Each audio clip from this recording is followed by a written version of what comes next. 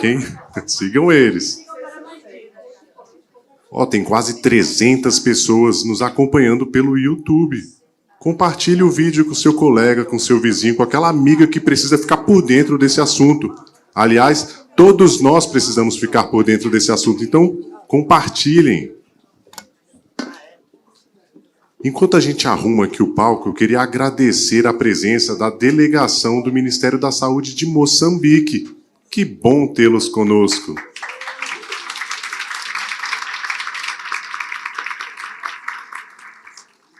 Sintam-se acolhidos.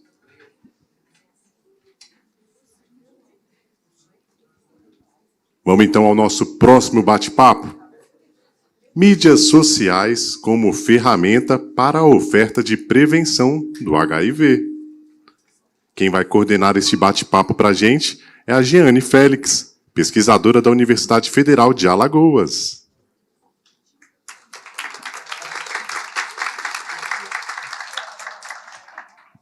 Falando sobre amplificando vozes, o uso das mídias sociais na prevenção do HIV na comunidade negra, Emer Conatos e Raul Nunes, realizadores do podcast Preto Positivo, de Minas Gerais.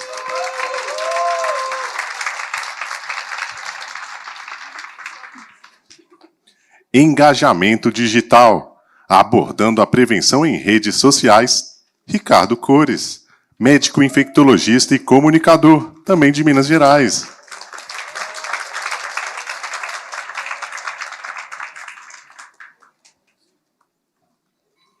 Utilizando plataformas de vídeo para falar sobre prevenção, João Geraldo Neto, mobilizador social, canal Super Indetectável.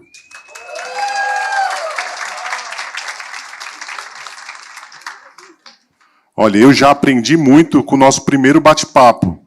Imagina como a gente vai estar no final do dia, hein? Vamos para mais uma. Jeane, por favor. Bom dia, todo mundo. Uma alegria enorme estar aqui, né, nesse seminário Caminhos da Prevenção, aprendendo um monte, né? A primeira mesa já foi assim, 1000 anotações aqui para nós, que ao mesmo tempo somos digitais e analógicas, né? Então, uma alegria, uma honra conduzir essa mesa. Agradeço o convite aí da coordenação no nome de Tati e de toda a equipe.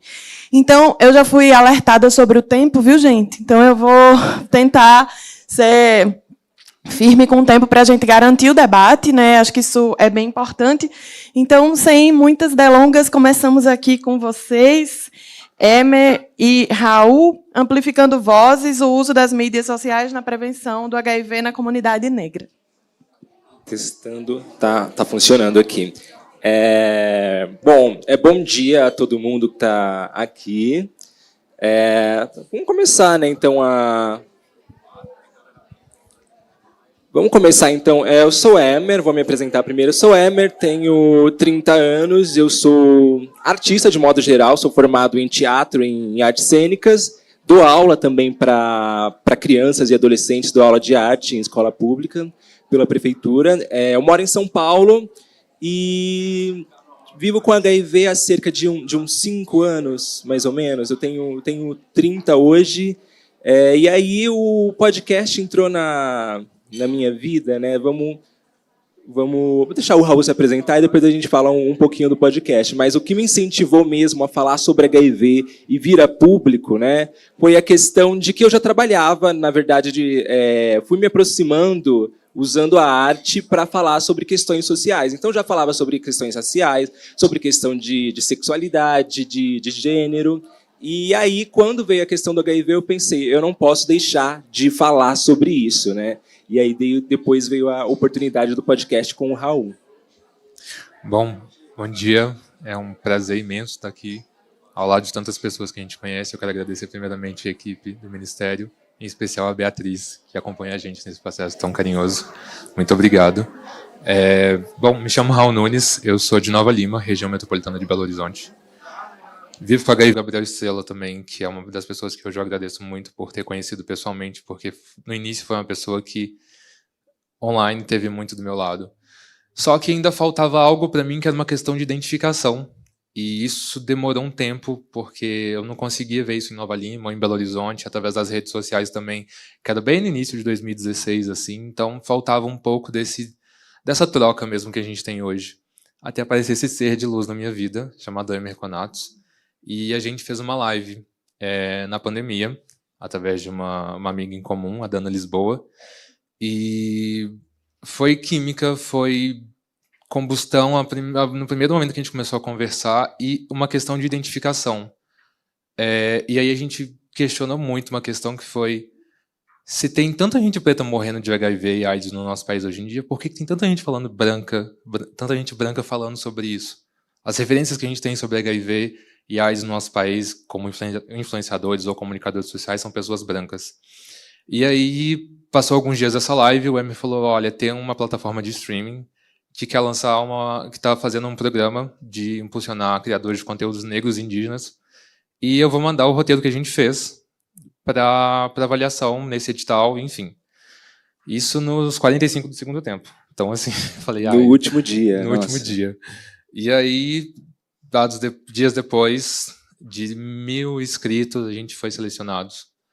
Nosso projeto foi um dos projetos selecionados. E a gente, de lá para cá, veio criando o Preto Positivo, que no início foi uma plataforma, um podcast, na verdade, do Spotify, o original Spotify, que era uma coisa bem fechada ainda pra gente. Era uma questão de não ter um alcance. A gente queria falar sobre essa temática que envolve HIV/AIDS dentro do recorte social e racial, mas a gente queria que isso alcançasse uma massa maior.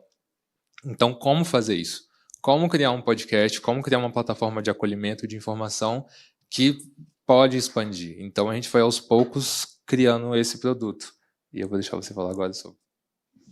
Aqui a gente trouxe alguns dados rapidinho, a gente não vai ficar falando sobre isso, mas é uma questão que prevalece, né, enfim, na última década, desde quando eu peguei o meu diagnóstico, provavelmente o Raul também, que os casos, né, são maiores em pessoas negras e vem aumentando principalmente na população jovem. Então, jovens negros são os mais afetados.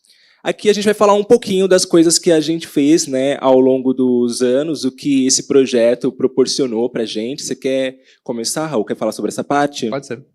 E aí, bom, a gente teve início com o Preto Positivo em 2021, no meio da pandemia, então teve todo um processo do Spotify de educação mesmo, da gente poder aprender a criar conteúdo enquanto podcaster. Eu nunca me imaginaria estar num lugar como esse, inclusive como podcaster.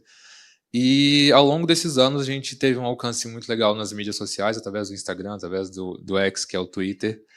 E a gente espera. E aí a gente teve o privilégio de participar de uma série chamada Deu Positivo, que ela é feita pela MTV e a GSK e a Cine Group. Eu, inclusive, estou indo gravar a 3ª temporada agora, que é um prazer para mim, eu estou muito feliz com isso. Então, a gente resolveu criar essa plataforma e aí foi o seguinte: a gente é um original Spotify, então o que acontecia? A gente estava só no Spotify. Então, muita gente não tinha acesso a isso. A 2ª temporada ela aconteceu e veio de um lugar de muita vontade nossa mesmo de realizar essa 2ª temporada, que é contar histórias de pessoas que vivem com HIV no país inteiro. E a gente entrevistou pessoas de todas as regiões, e inclusive pessoas do norte do país, do nordeste, do centro-oeste, do sul e da região central. A gente queria sair desse eixo sudestino, que é São Paulo, Rio de Janeiro, Belo Horizonte, que sempre gera essa discussão, e queríamos ouvir histórias de pessoas novas, de pessoas que têm uma realidade que precisam ser demonstradas, e a gente teve um prazer imenso. A Ariadne está aí? Está lá no fundo. A gente teve o prazer imenso de estrear a 2ª temporada com um episódio com a Ariadne, que foi enfim, eu não consigo nem descrever. Não, fiquei de queixo caído também com essa entrevista com a Ariadne. E, na verdade, cada episódio, né, é uma forma de expandir até a nossa mente, né?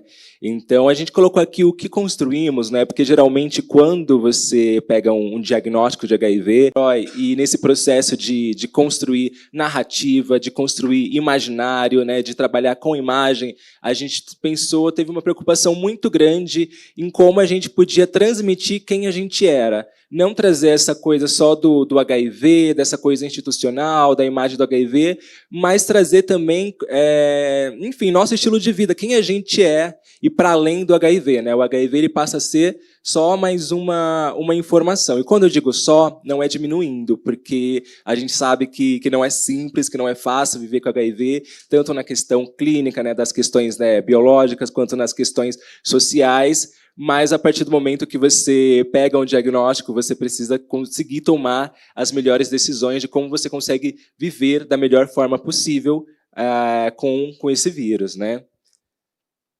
E aí, na primeira temporada, foi um beabá, mais ou menos, porque a gente entendia que não podia simplesmente falar, jogar esse conteúdo para o mundo sem que as pessoas soubessem, né? Então, a gente pensou que teria pessoas ali que não teria informação nenhuma sobre HIV. Então, foi um beabá ali de explicar a prevenção, a história do HIV no Brasil, aí trazer essas questões sociais de sorofobia no mercado de trabalho, racismo institucional, tudo isso. E nessa temporada, a primeira, a gente tem o HIV como um personagem separado, né? Que a gente ficou pensando em como separar o HIV da pessoa, né? Como que a gente traria isso para o imaginário da pessoa. Nós vivemos com HIV, mas nós não somos o HIV. Esse aqui é o HIV, esse personagem é o HIV, eu sou o Emer, esse é o Raul.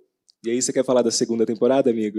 A segunda temporada ela foi sobre vida antes do HIV. A gente queria abordar essas, como eu já disse anteriormente, a gente queria trazer essas narrativas diferentes, não só de influenciadores, médicos, psicólogos, gente que já está na área, né, da pauta em específico.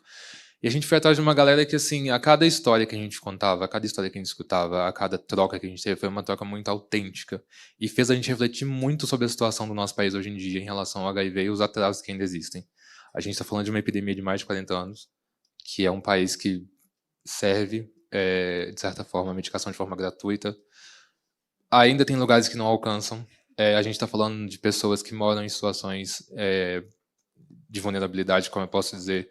Pessoas ribeirinhas, pessoas que moram em quilombos, pessoas onde o tipo de tratamento não chega, de prevenção e de tratamento antirretroviral. Então, essa segunda temporada foi muito sobre isso, sobre contar esses lugares, enfim, Salvador, norte do Pará, para Manaus. Então, assim, a gente está muito feliz com esse projeto, está desenvolvendo essa segunda temporada. A gente teve uma pausa agora, porque aconteceu muita coisa e a gente está realmente... Só estamos eu e o Emer trabalhando nesse projeto agora. A gente teve uma equipe imensa na primeira temporada e por muita força de vontade a gente quis continuar, porque já era um sonho nosso trazer essas narrativas do país, assim. Então a gente pretende continuar com isso e eu acho que é basicamente isso a segunda temporada. É isso mesmo, foi só uma questão de ir além mesmo, porque a gente percebeu que estava muito focado no Sudeste, porque era presencial nesse momento, né? A gente, nesse momento inicial, teve o patrocínio de uma empresa, e na segunda temporada acabou esse projeto e a gente precisou seguir de forma independente, né? De forma autônoma. Aqui a gente, né, trouxe feedbacks tanto da equipe do Spotify quanto da Ariadne, que a gente acabou de falar ali. Não vou entrar muito em questão, ler todos esses textos, porque, enfim, a gente está com um tempo apertado aqui. Deixa eu só voltar esse feedback rapidinho, só te interrompendo, desculpa. Eita, caramba, peraí, apertei errado. Não precisa, é só um ponto que, assim, a gente teve ao longo dessas 2 temporadas feedbacks de tudo quanto é tipo, assim, não só deles, mas de pessoas que vivem com HIV, da classe médica, de psicólogos, inclusive, essa semana, eu tive com o Billy Potter, e ele conhece o projeto, uma pessoa que, para mim, é uma referência imensa. Então, a gente teve uma troca de, tipo, você não tem noção, a gente não tem noção, a gente estava falando isso no quarto ontem, a gente está aqui nesse hotel, a gente estava conversando sobre isso, a gente não tem noção do que a gente está vivendo aqui hoje. Porque a gente não tinha... Quando a Beatriz convidou a gente, eu, sinceramente, perguntei a ela, falei, Bia, de onde veio o convite? Porque como eu trabalho dentro do conselho, eu imaginei que alguém tivesse indicado. Ela falou, não, Raul, alguém aqui escuta vocês e indicou o nome de vocês. Isso pra gente é muito grandioso.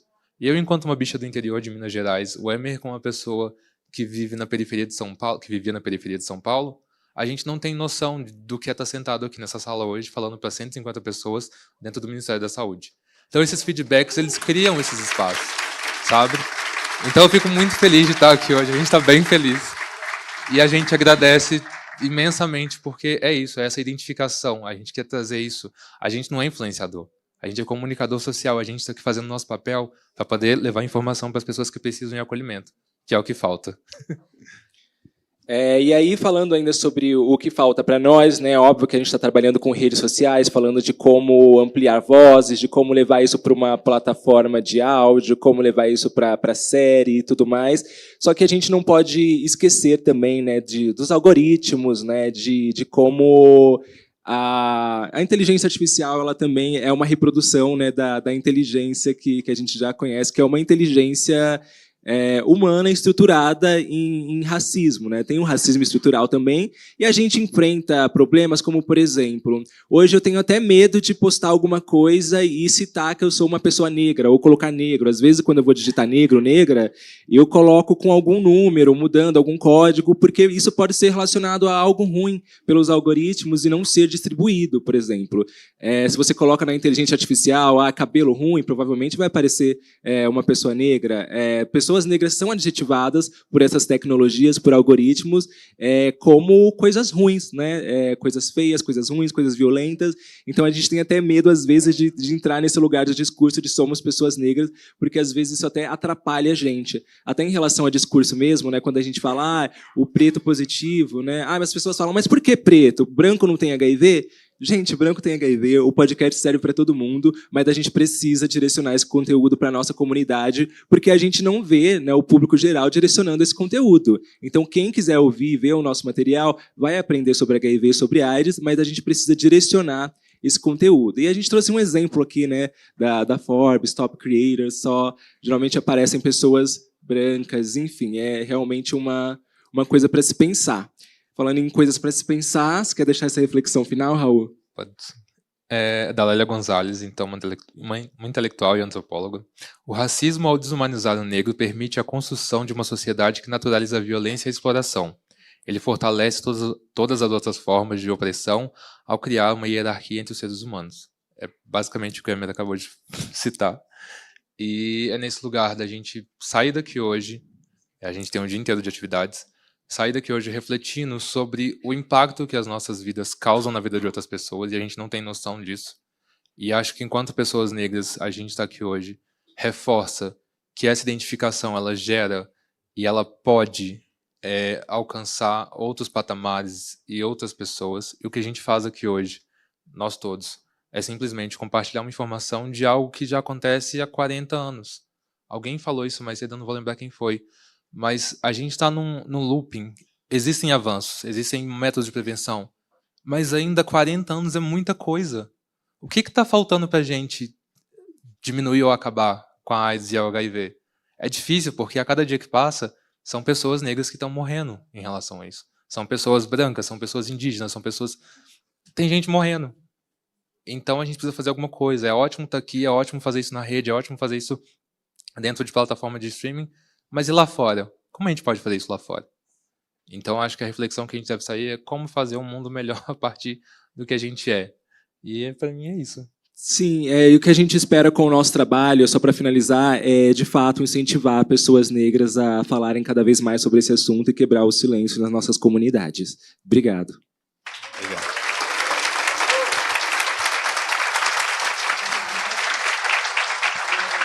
Obrigada, Emer e Raul. Vocês trazem um tema interessante, né? E eu estava ouvindo vocês e eu ouço o podcast de vocês, assim, é uma honra, né?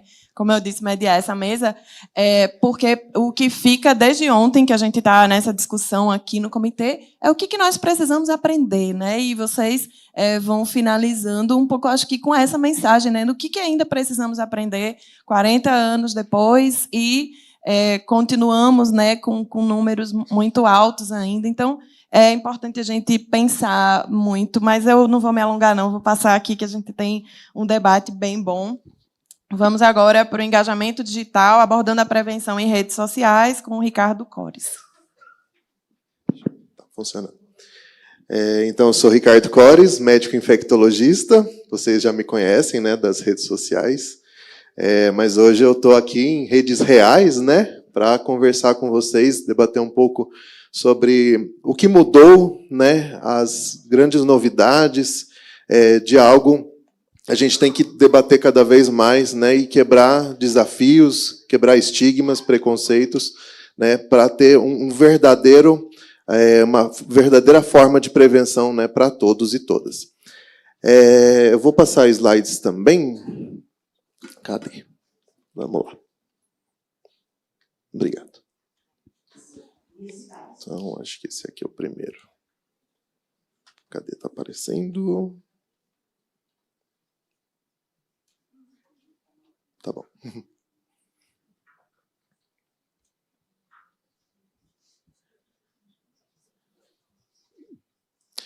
Então, abordando a prevenção nas redes, né? Eu sou médico infectologista e também trabalho no Hospital de Clínicas de Uberlândia. Eu não tenho nenhum conflito de interesse, só uma declaração, né, que é exigido. Tem nesse trecho dessa música, que é muito bonita, né, que vocês todos sabem, que é mudaram as estações, né, mas nada mudou. Mas alguma coisa está acontecendo. Está tudo assim, tão diferente. Não sei cantar, mas, né, deu uma... Então, é linda essa música, ela fala exatamente isso, né? Nada mudou, mas está tudo assim tão diferente. Eita. Sumiu? Voltou. Volta uma. Então, o que esse nada mudou? Nada mudou significaria que a gente, analisando os boletins epidemiológicos, né, do Ministério da Saúde, todo ano a gente vê que o HIV ainda, né, tem uma incidência muito alta, né, a gente vê pelos gráficos, e principalmente na faixa etária de 20 a 30 anos. Isso, para nós profissionais da saúde, né, médicos infectologistas, é algo que incomoda. A gente vê isso, a gente não fica bem. Né? A gente, como médico, a gente tem a questão de tratamento de infecções, mas a gente tem principalmente a prevenção. Né? A prevenção é o quê? É comunicação, né? Educação em saúde. A gente vê isso, a gente, né, fica mal. E aí, que mais que nada mudou também? A gente tem até gráficos comparativos e a gente vê que deu até uma melhora na questão das novas infecções do HIV entre as mulheres. E entre os homens, pela tabela, a gente vê que ainda está alto, e principalmente nas fatias jovens, né, de 20 a 29 anos. Então, nada mudou. Mas, vamos para o mas, onde estão esses jovens, né, essa parcela aí que está com uma incidência, né, continua com a incidência alta aí no HIV? Igual, né, os outros profissionais estão falando, né, hoje a nossa sociedade está nas plataformas. E é fato, porque antes, na minha época, a gente marcava com contatinho pelo orelhão, ia lá na praça, encontrar a pessoa, era assim, né? Hoje em dia está tudo diferente. E a gente apostar nos métodos anteriores de prevenção não faz mais sentido. Né? A gente tem que se adaptar aos jovens. Não adianta os jovens se adaptar à nossa linguagem tradicional, uma linguagem técnica, linguagem médica, linguagem de profissionais de saúde. Né? A gente fala assim, incidência, o que é, prevalência, o que é. Eles não sabem. A gente tem que falar, vamos ver o retrato, vamos ver o filme que está se passando, né? A quantidade de pessoas que estão com novos diagnósticos. E aí vai trazendo mais proximidade da nossa comunicação com essas pessoas que a gente tem que atingir. E aí, vamos para o próximo. Continuando a música, né? Nada mudou, mas alguma coisa aconteceu. Então, tem essas diferenças, essas novidades que a gente tem que entender para abordar esses jovens.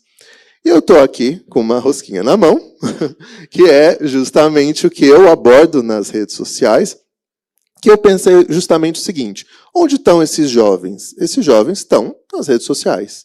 Mas, igual os colegas estavam falando, os algoritmos é algo que a gente tem que entender. Porque se for começar a falar de vagina, pênis, ânus, eles bloqueiam. Né? Não pode falar, eles vão... A inteligência artificial vai colocar isso como pornografia, como venda de produtos que não pode. Então, eu criei analogias como a rosquinha para o ânus, o pirulito para o pênis e a brusqueta para a vagina. Né? Essas analogias, né, que são engraçadas, divertidas, e justamente para trazer uma forma mais legal de conversar sobre isso, uma forma mais light, leve, sem tabus, né? Sem aquele estigma, aquele preconceito, aquela dificuldade, né? Então a gente começa a falar, a abrir o diálogo para isso, né? De uma forma que incentiva tanto nos núcleos mais próximos, amigos, famílias, como nos núcleos, né, que estão na rede de apoio, por exemplo, o profissional de saúde, o professor também, né, na sala de aula. Então isso vai deixar as pessoas mais à vontade e trazer as dúvidas, trazer demandas em saúde também, às vezes tem alguma questão, né, de tratamento, para o profissional de saúde. Então, eu acho assim que a adaptação do conteúdo, né, numa forma que a gente tem engraçada que eu faço, né, dessas analogias, que é um start, né? A pessoa vai achar engraçado, mas ao mesmo tempo ela vai aprender, ela vai ter esse gatilho para melhorar o diálogo, né, de prevenção, de tratamento. E aí eu coloquei aqui 4 exemplos, né, da rede social. Então, o primeiro exemplo, que eu tenho aqui as figurinhas, eu vou falar o que eu falo, né, no post, né, no vídeo, e como é que a gente consegue, né, ampliar o cuidado com uma simples postagem, digamos assim, sem querendo, digamos assim. Então, o primeiro eu apelidei de marmita de casal. Estou lá eu no consultório com esse tanto de marmita que tem lá em Minas, né, esses potinhos aí de comida. Isso é uma analogia para um casal que chama convidados para participar, né, do encontro sexual.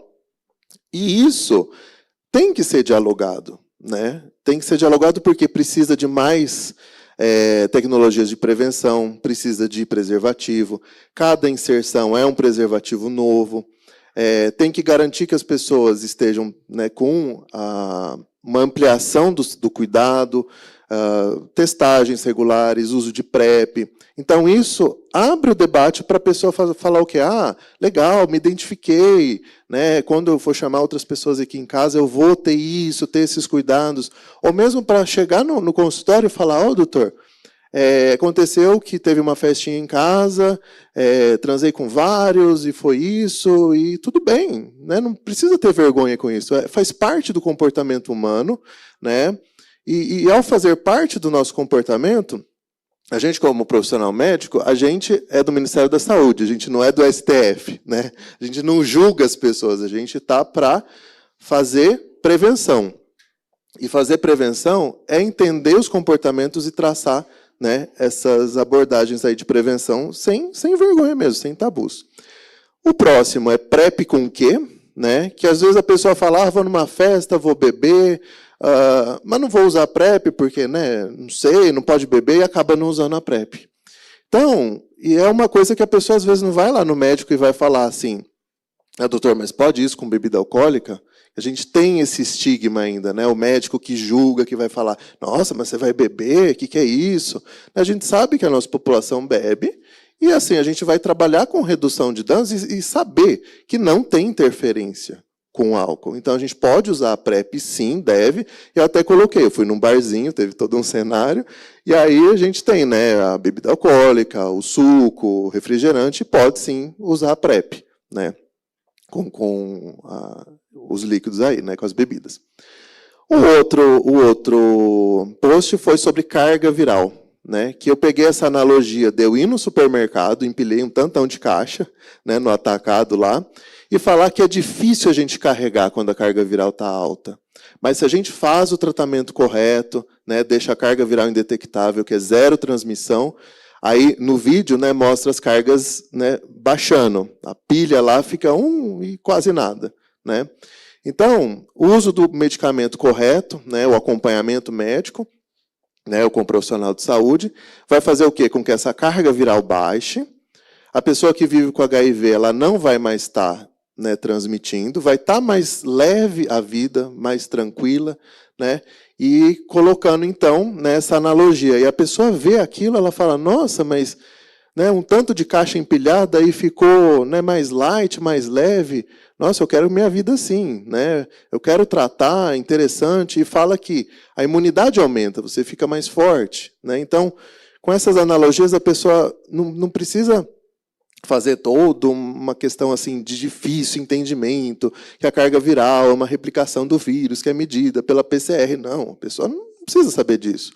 Ela precisa saber o que impacta na vida dela e como que ela vai dialogar com o profissional de saúde e a gente, como profissional de saúde, vai dialogar com a população, né?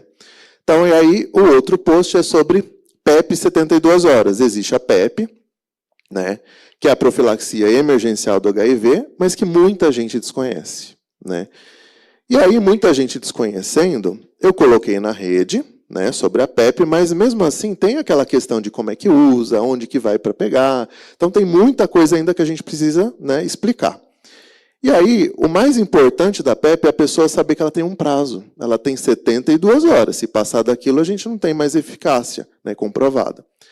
Então, ela tem essas 72 horas. É importante frisar isso, ela buscar um apoio médico, né, na UPA, na UBS, no profissional médico, no infectologista, porque ela tem 72 horas. E aí eu fui com essa faixa em diversos lugares de Uberlândia, fui no Parque Sabiá, que é um ícone da nossa cidade, que é como se fosse o Ibirapuera de São Paulo, fui no shopping, fui na rua, no terminal de ônibus, e com a faixa mesmo, 72 horas. Aí todo mundo falou, gente, o que vai acontecer em 72 horas? O que você está querendo dizer? Né? Todo mundo, né, vai acabar o mundo? Falo, gente, sem fake news, vamos, né, com, né, que essas 72 horas importam. E o pessoal foi ficando, 72 horas, vou acompanhar. E aí soltei o vídeo, aí todo mundo viu.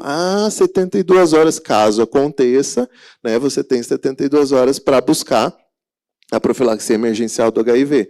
E aí cria, né, uma proximidade com as pessoas, né, uma curiosidade, e elas mesmo buscando, né, o conhecimento, e aí depois começou muita gente da própria Secretaria de Saúde de Uberlândia me perguntar, onde é que tem essa PEP? Vamos fazer um fluxo na cidade, né, para as pessoas que forem procurar saber exatamente, porque não é toda a UBS que tem, toda a UPA, né? Então, assim, disparou um gatilho para produção em saúde, né? Então, assim, por mês, mais ou menos, a gente consegue, né, no perfil, uma média de 6 milhões de visualizações, é algo assim que nem eu acredito, que é o que a rede social hoje em dia, né, possibilita, e mais de 80 mil pessoas alcançadas em stories. Então, a gente pensa assim, que é uma ferramenta incrível quando a gente usar, né, de forma correta, né, sem fake news, sem aquele problema todo aí que teve. E aí, eu quero finalizar, se o tempo está meio curto, né? Se desse, a gente falaria até demais. O mineiro adora falar, né? E assim, o grande convite que eu queria fazer para vocês é ir fora das redes, né? Porque esse mundo que a gente traz nas redes é um mundo ideal. 72 horas, a pessoa vai fazer lá a prevenção do HIV, né, emergencial, vai ter o acolhimento.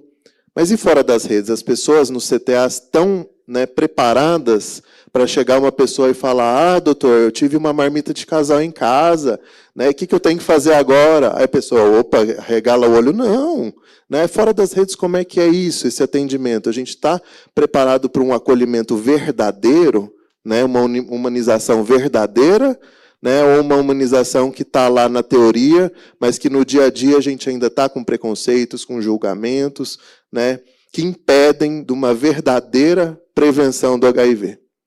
É essa a grande pergunta. É isso, gente.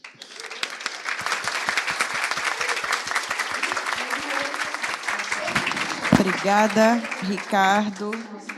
Essa está ótima, porque eu não estou precisando controlar o tempo de ninguém. João, vamos se manter aqui, no tempo para a gente ir para a conversa. Mas, enfim, muitas coisas, né, para a gente pensar e falando aqui de como dialogar com essa juventude, com essa galera, né, como falar de prevenção nesse tempo, né? Para mim, continua ecoando aqui o que a gente precisa aprender, assim, como é que a gente dialoga nesses tempos, né, que são não mais o tempo do orelhão, mas o tempo, né, das redes sociais. Então, sem delongas, vamos lá falar agora sobre utilizando plataformas de vídeo para falar sobre prevenção com o João Geraldo Neto.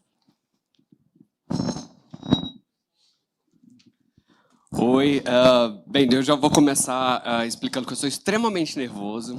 Por dois motivos. Primeiro é que eu me entupi de café e a cafeína é a droga que mais me faz mal de todas. De todas que eu tenho acesso, né, Karen? De todas que eu acesso, cafeína é a pior de todas para mim. E segundo, porque tá fazendo exatamente 5 anos que eu saí do departamento, então por quase 8 anos eu fiz parte da equipe mais incrível que eu já trabalhei na vida. Eu falo isso para todas as pessoas que eu tenho oportunidade. E eu saí daqui num momento muito ruim, e eu estava até brincando com alguns amigos que agora eu estou aqui, sentado aqui, e eu estou igual aquela personagem daquela novela que é escorraçada da cidade, e depois ela volta e fala, você não sabe o prazer que é estar de volta, né? Então, estou tendo a oportunidade agora de trazer um outro trabalho, que eu saí daqui, trabalhando na parte da gestão, do departamento, de governo, e agora eu volto de um outro lado, né, que é explicando sobre um trabalho que eu já toco há muitos anos. Eu tenho 40 anos, eu já vivo com HIV há 23 anos. Quando eu comecei a construir, a pensar em estar presente nas redes sociais, foi para também, Raul, foi porque eu percebi, depois eu acabei percebendo que ao falar, eu me curava um pouco. E naquela época que eu comecei, em 2008, quando eu comecei a falar, 2006, né, gente, a professora falou que em 2006 os alunos dela estavam nascendo, né, mas é bizarro, mas em 2008 eu comecei a falar sobre HIV na internet. Naquela época o YouTube, aquilo lá tudo era mato, não tinha nada lá, não existia nenhuma pessoa que tinha um próprio canal que falasse sobre o próprio HIV no Brasil. E aí eu comecei a falar escondidinho, porque na época eu era casado, meu marido não queria que eu falasse sobre isso na internet, até porque ele tinha medo de ser considerado HIV positivo também. E eu comecei a falar de um jeito, mas depois eu acabei sendo colocado para fora do armário, intencionalmente, pelo próprio Ministério da Saúde, que me colocou a me convidar para uma campanha que foi, inclusive, o que me trouxe, de fato, para a publicidade da minha sorologia. Isso foi muito importante para mim, porque mudou radicalmente a minha vida. Então, eu divido isso entre antes e pós 2010, que foi a campanha que eu fiz com o Ministério. Eu não trouxe slide, gente, olha que feio, eu sou a primeira pessoa que não trouxe slide, por uma pessoa TDAH igual eu, para me perder, mas eu tenho um roteiro super bem organizado, então eu não sou tão mal organizado assim. Mas eu vou falar com vocês aqui uma coisa que vou falar menos sobre o meu canal, sobre essa coisa, vou falar um pouco mais sobre comunicação, a importância de a gente tratar essa comunicação.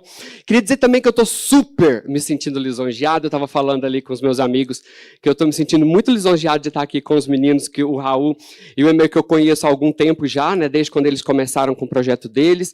É muito importante o trabalho que vocês fazem, porque eu não consigo acessar e nunca consegui acessar essa população, que sim, é a mais ferrada do HIV, né, quando a gente vai separar, quando a gente vai colocar em dados. E o Ricardo, que eu tive o prazer de conhecer há 3 semanas, mas é um cara que trouxe para a comunicação do HIV um modo completamente diferente de a gente falar. Né, e eu até fiquei tietando ele no dia que eu encontrei, eu estava com o Vini no evento, eu falei, Ricardo, mas como que você faz aquilo, cara? De onde você tira aquelas ideias? E aí a gente teve a oportunidade de conversar, porque para mim, de fato, é algo completamente extraordinário. Ele trouxe um jeito totalmente diferente, ele fura a bolha. Ele fura a minha bolha, ele fura a bolha dos meninos, que às vezes a gente fala de HIV, e outros meninos, eu vi aqui que o Lucas também está aqui, o Lucas Raniel, um querido, meu amigão também, e os outros meninos também que falam sobre isso.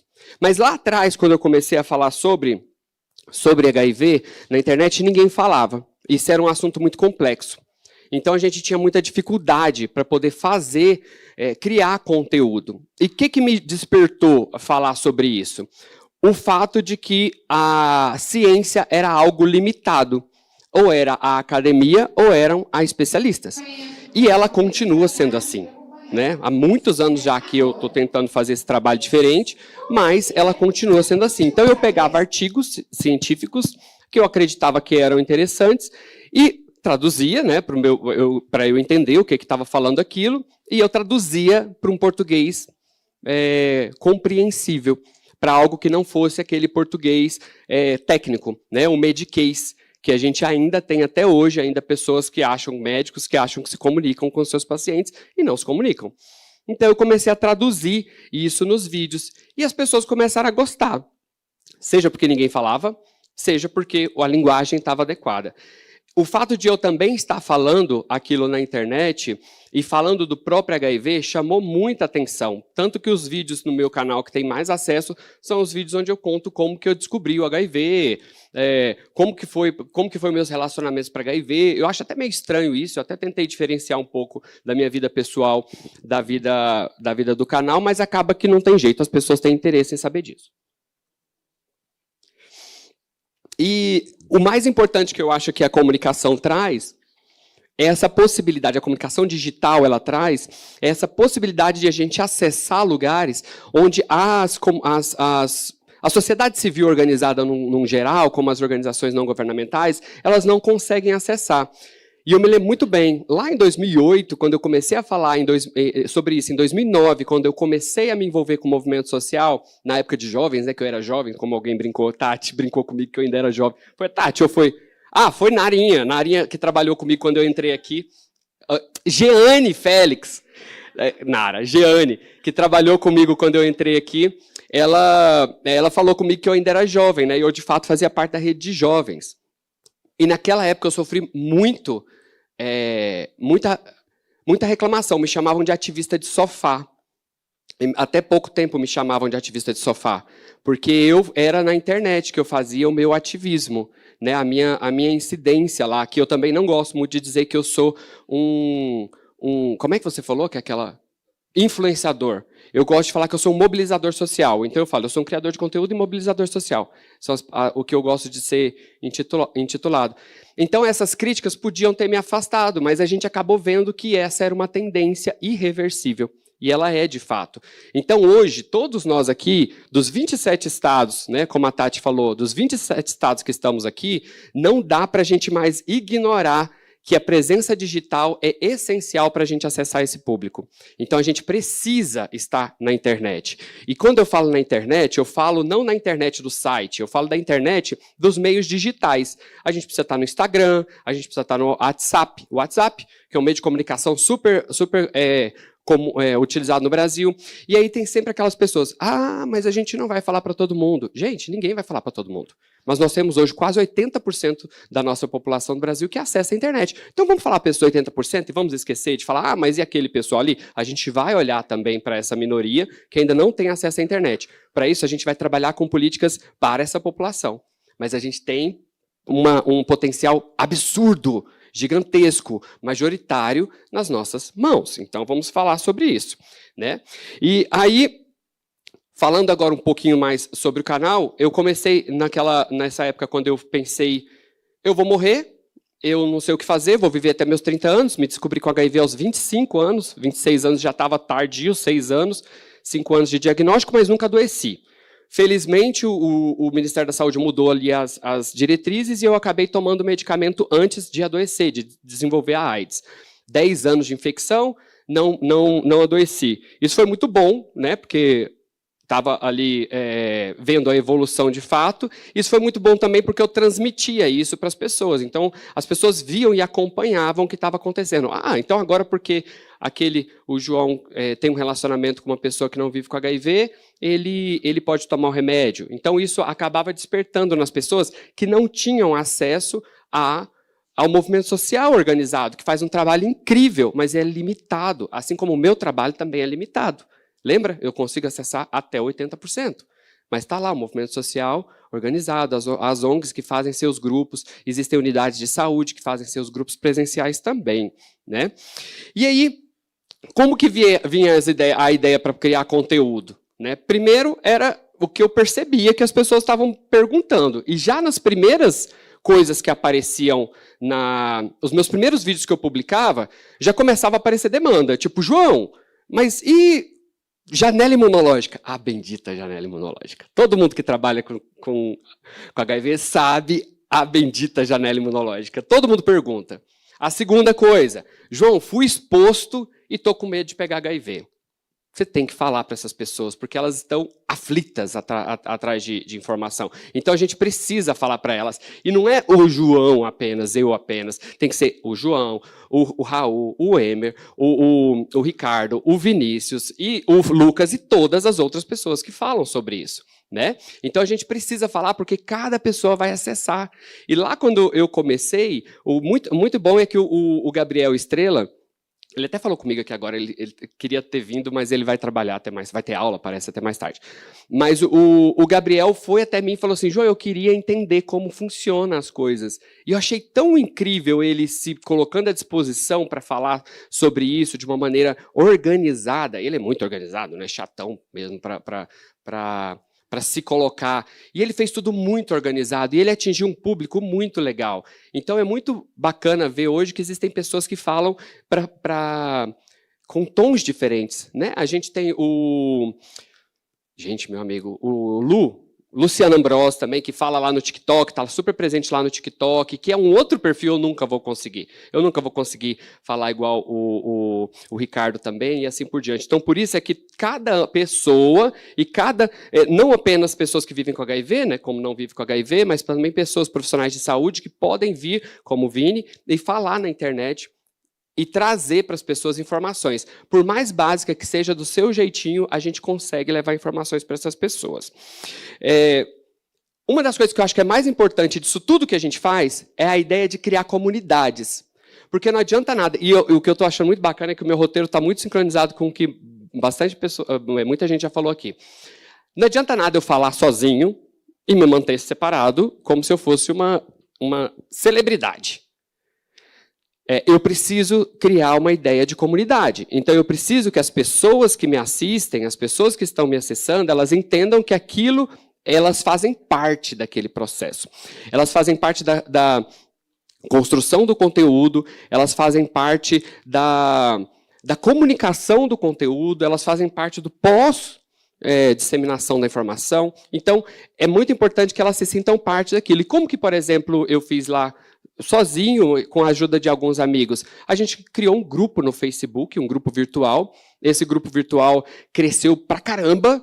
Então, hoje tem 8 mil pessoas de língua portuguesa, né, que falam português de vários países da América aqui e da África. Então, foi um grupo onde essas pessoas podiam compartilhar suas vivências. Então, você sai dessa ideia do fala de mão única para uma ideia onde todo mundo podia participar. Isso acontece, gente, dentro de unidades de saúde no Brasil inteiro. Isso não é novo, eu não criei novo. O que eu criei, talvez, mas o que eu pensei lá atrás foi de trazer isso para a internet, um ambiente mais amplo, onde pessoas da África podiam compartilhar que lá o medicamento não é tão fácil quanto aqui no Brasil para acessar. Então, basicamente, o que eu fiz foi... Como que a professora falou, a Larissa, foi plataformização da vida, entendeu? Porque foi uma ampliação, uma tentativa de ampliar a possibilidade de pessoas de diferentes realidades comentarem, compartilharem a sua realidade. Isso é muito bacana, porque você pode fazer isso lá na sua unidade de saúde e trazer isso para que a sua comunidade participe. Porque juntar pessoas que vivem com HIV em cidades pequenas, gente, não é fácil. Ele não vai conseguir fazer isso. Né? Então, talvez um meio virtual a gente consiga, principalmente se essas pessoas tiverem como fazer isso de modo anônimo ou de modo mais sigiloso, ali no sigilo, sabe aquele sigiloso? O sigiloso dos aplicativos. Então, isso é muito importante. E também é importante ter uma interatividade. E aí, as pessoas que falam sobre isso, eu tenho certeza que os meninos, todos que estão aqui, e os meninos que estão aqui que falam na internet, tentam manter uma interatividade com a audiência. Mas eu falo para vocês, é impossível. A Ana Mônica, agora há pouco, foi dizer para mim, eu estou chateada com você porque eu fui te mandei uma solicitação pelo Instagram. Eu falei, amiga, Instagram é meio difícil, né? Me ajuda. Aí eu mostrei para ela, falei, não dá, meu Instagram é pessoal, mas é impossível. O que eu fiz? Criei um chatbot. Lá nos primórdios do chatbot, quando a gente fazia uns troços super assim, uns negócios super amador, eu criei um chatbot, que ele me ajudava a selecionar o que eram as perguntas mais respondidas, sobre janela imunológica, por exemplo, sobre algumas coisas, e já respondia. Então, só caía para mim coisas que eu não tinha como responder automaticamente. E aí eu fui filtrando. A gente também pode fazer isso. Essas ferramentas são gratuitas, estão disponíveis, inclusive, no WhatsApp. O WhatsApp de uma unidade de saúde pode fazer isso. Isso é um auxílio, uma ajuda para que a gente possa dar uma informação para a pessoa sem ter que necessariamente uma pessoa estar do outro lado, respondendo. Hoje, a gente tem um chatbot, inclusive, eu trouxe até uns panfletinhos depois, se vocês quiserem. Eu faço parte de uma instituição, de uma ONG, chamada Instituto Multiverso, junto com o Vini, com o Vinícius Borges aqui, e mais 3 pessoas muito legais, são pessoas extraordinárias, os meus amigos são extraordinários, assim. E a gente criou lá um robô, um chatbot chamado Sinô. Chama Sinomilia, né, que é sinomilia, que é conversação, chat em grego.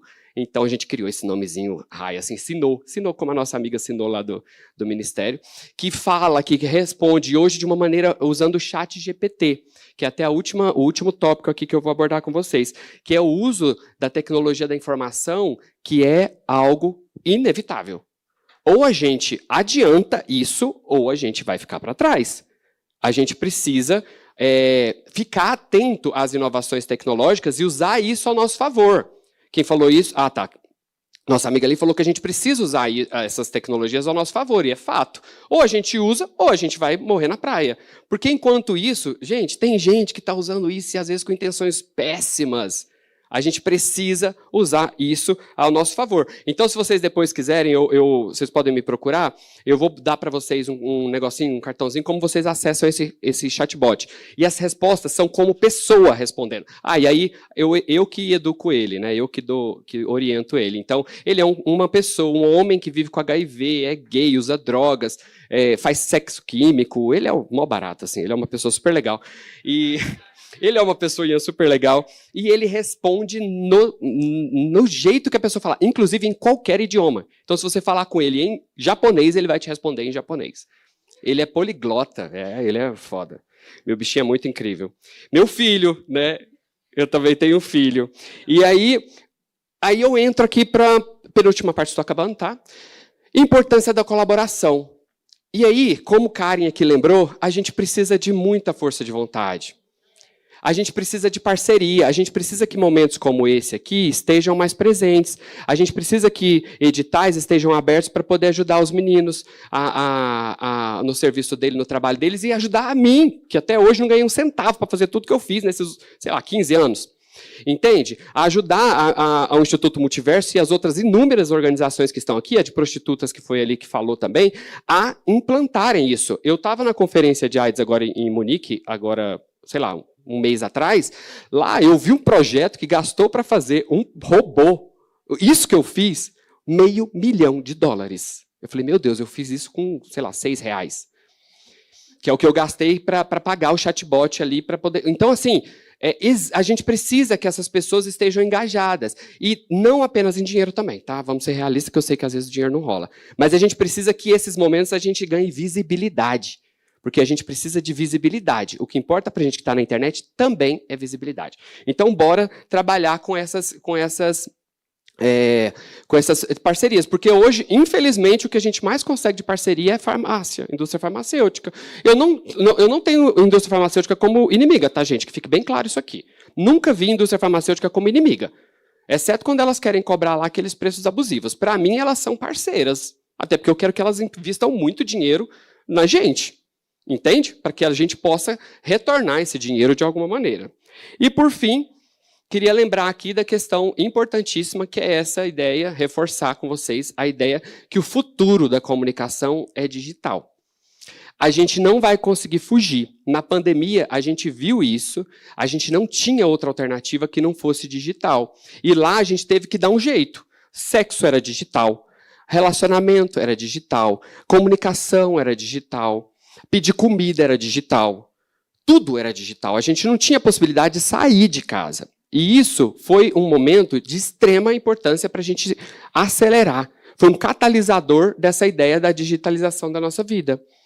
Não estou dizendo aqui, gente, que a gente não vai mais tratar dos físicos. O Vini até me falou, eu prefiro ir para um bar e fazer. Eu falei, eu prefiro no aplicativo aqui, todo mundo vendo minha carinha, mas eu estou lá. Tá? Mas eu acho que é muito importante que a gente se toque, que a gente se ligue, que a gente se atualize. Se a gente está lá nas nossas unidades de saúde, nos nossos projetos de pesquisa, e não sabe como fazer isso, procure pessoas que sabem. A gente tem, como a minha ONG está lá disponível para poder trabalhar essa questão de tecnologia da informação, de comunicação. A gente tem uma expertise muito grande, né? Dentro do próprio Ministério, a gente desenvolvia muito trabalho bacana de comunicação, de tecnologia, aplicativos. Ixi, eu tenho um monte de coisa bacana para contar. E existem outras organizações que também estão ligadas com relação, estão ligadas e dispostas a explicar e ensinar como que funciona. Tá bom? Pessoal, é isso. Muito obrigado a vocês. Espero que vocês tenham muitas perguntas aqui para a gente poder discutir um monte de coisa. Obrigadão. Tchau, tchau. Obrigada, João. Obrigada.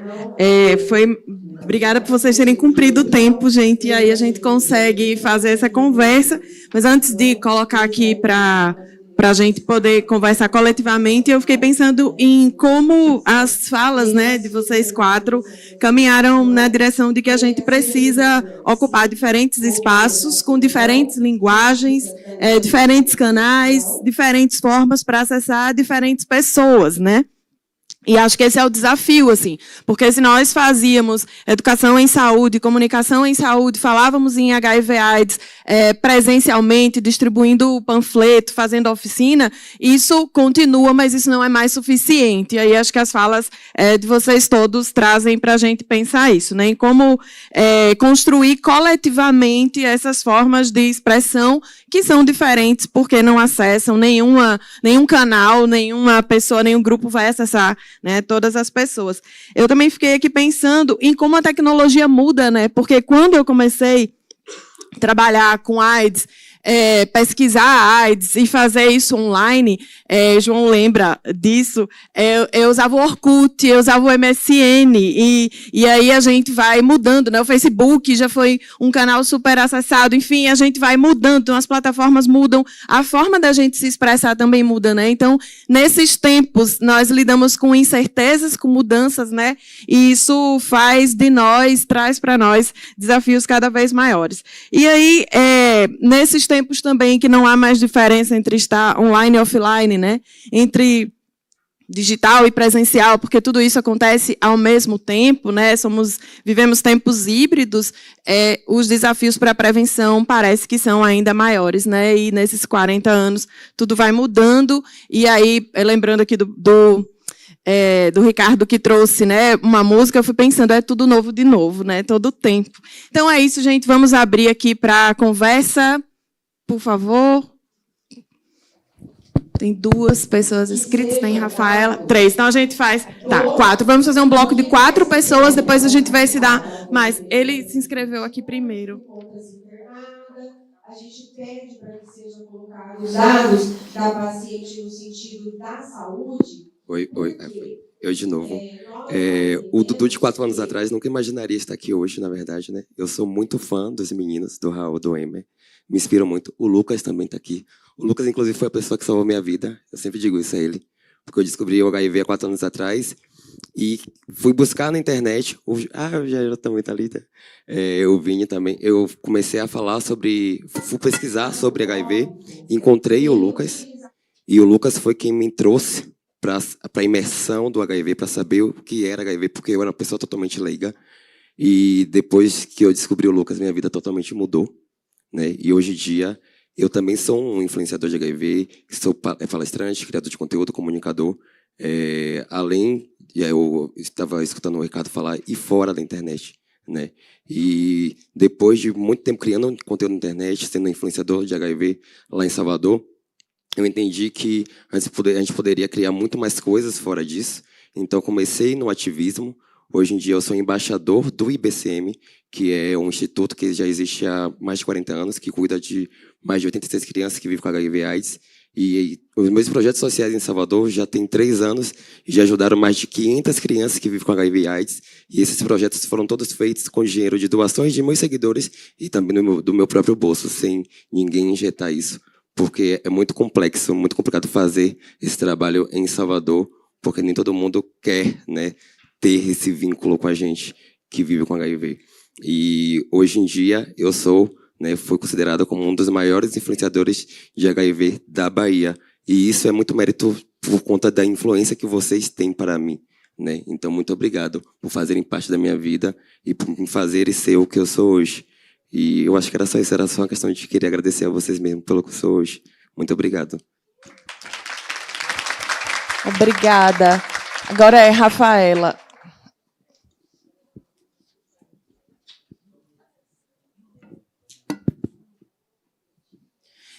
Bom dia a todas as pessoas aqui presentes. Eu vou demarcar um território aqui que eu digo bom dia a todas as pessoas presentes, justamente porque as mulheres sempre estiveram sendo representadas pelo tal de todos. Então, todas as pessoas, vamos abranger todas as pessoas aqui. Eu sou uma mulher transexual redesignada. Ultimamente, nós falamos redesignada para as mulheres transexuais que são cirurgiadas. Há 25 anos de luta dentro do movimento social no estado de Goiás.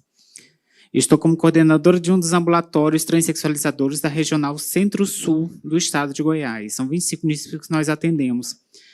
Eu tenho observado que, na verdade, inclusive conversando com algumas companheiras aqui, profissionais do sexo, as vivências e como vivemos esses últimos 25 anos, que a gente convive com pessoas que trabalham como profissionais do sexo, as coisas são as mesmas coisas de sempre. O doutor ali, que enfatizou muito bem nos trabalhos que ele faz, a gente só apenas remodelou a forma de falar. Mas as ações do dia a dia e da forma que as pessoas estão vivendo é mesmo de sempre, de 25 anos atrás. Nós estamos só usando outras palavras para poder chegarmos à juventude, né? Mas o restante é tudo a mesma coisa. Inclusive, a pesquisadora que falou antes do chemisex, né? Isso aí sempre teve na prostituição. Inclusive, se paga melhor para a pessoa que faz o serviço de programa para poder usar droga. E muitos não fazem nem sexo, fazem só usar droga. E, assim, está de parabéns, meninos, por estar alcançando um público maravilhoso, né? Nós sabemos que as pessoas não binárias não são bem quistas dentro do movimento trans, mas da mesma forma aconteceu com as transexuais quando chegaram dentro do movimento de travestis. Sejam bem-vindas todas as pessoas aqui. Está de parabéns o trabalho que vocês estão fazendo. Só digo assim, que costumo falar que dentro do movimento social também tem que se repaginar. Nós não podemos fazer um trabalho social, um movimento social, com velhas formas de viver e de ser ativista. Nós temos que remodelar, inclusive, a forma de sermos ativistas dentro das nossas regionais. E eu acredito que as pessoas que estão aqui, a maioria são da saúde dentro dos seus estados. Eu acredito que temos que mudar até a forma de como o governo vai olhar o movimento social. É isso, muito obrigada. Obrigada, Rafaela. Tem alguém aqui... tem a Diane também, mas tem alguém aqui no meio, ali atrás, viu? Ali, pronto. Pode falar, Diane.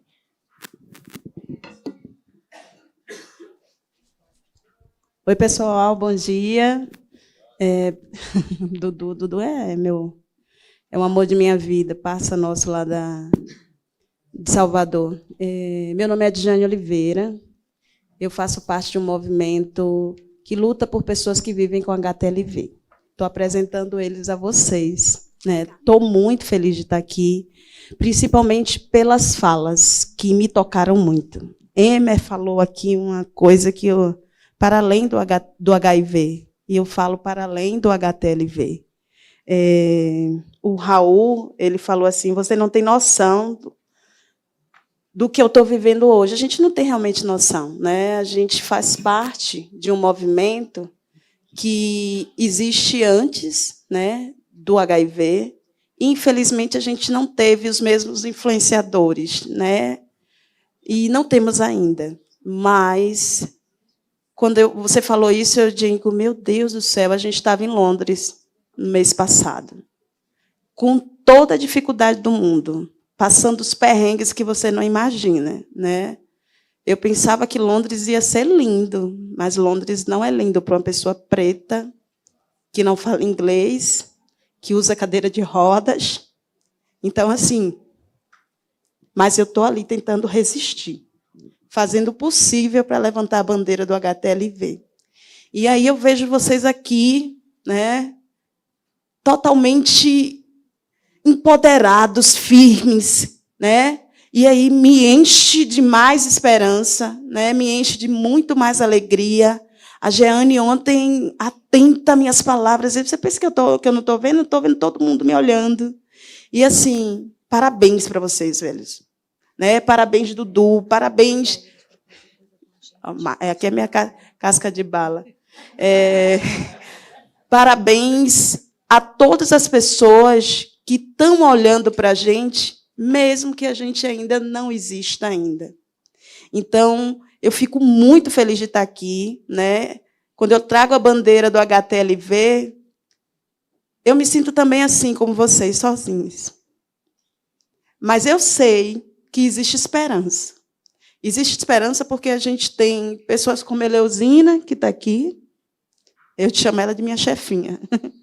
Tem pessoas como Dudu, que está ali sentadinho. E temos uma equipe hoje, Vânia também. E temos uma equipe hoje no Ministério da Saúde que está olhando para o HTLV do mesmo jeito que está olhando para vocês. Eu agradeço de coração por estar aqui hoje e por vocês existirem. Porque vocês dão força para a gente, porque eu sei que a caminhada ainda é muito longa, mas eu sei que a gente vai chegar, porque a gente tem inspirações maravilhosas, altamente resistentes, pessoas assim que não vão parar. Eu não vou parar por quê? Porque eu sei que está doendo. Não é só em Adjeane, não. Está doendo naquela pessoa lá, no interior do interior de Salvador, no interior do interior de Minas Gerais. Então, assim, vamos, gente, vamos. A gente precisa dar as mãos também para esse HTLV que está invisível. Mas eu sei que eu posso contar com vocês também. Obrigada. Obrigada, Diane. Mais uma vez, meu nome é Lucimara, eu sou coordenadora do coletivo Clã das Lobas e também sou da Umprosex. O ano passado, falando em mídias, a gente teve a oportunidade de fazer a Universidade das Esquinas, né, que foi pela plataforma, e que a gente pôde passar um pouco dos direitos, saúde, falar sobre saúde, falar sobre as dificuldades do trabalho sexual e sobre nossos avanços, sobre o que nós queremos. Né? Então, foi um projeto de 10 meses, apoiado pelo Fundo Labora, onde a gente trabalhou esses temas. Né? A gente, por ser a primeira vez de uma rede, está falando sobre isso numa plataforma, né? Através do Instagram, a gente teve um avanço em relação a essas tecnologias, né? E dessa Universidade das Esquinas saiu o Sindicato de Criadores de Conteúdos, né? Quer dizer, uma coisa foi levando a outra e a gente viu a importância desse trabalho. E a gente vai agora fazer a segunda parte. Era isso e dizer que realmente, se você não introduz o trabalho que você desenvolve dentro das plataformas, fica muito mais difícil de você trabalhar hoje, porque hoje quase tudo é online. Não adianta você dizer, eu não vou trabalhar online, porque tudo hoje caminha para esse sentido. Muito obrigada. Muito obrigada, Lucimara. Então, tem mais uma pergunta. Deixa eu passar aqui. Karina, dá para ter mais um bloco depois?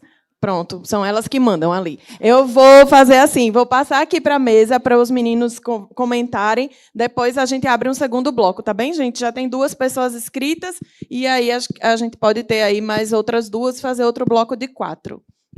De 4 falas, tá?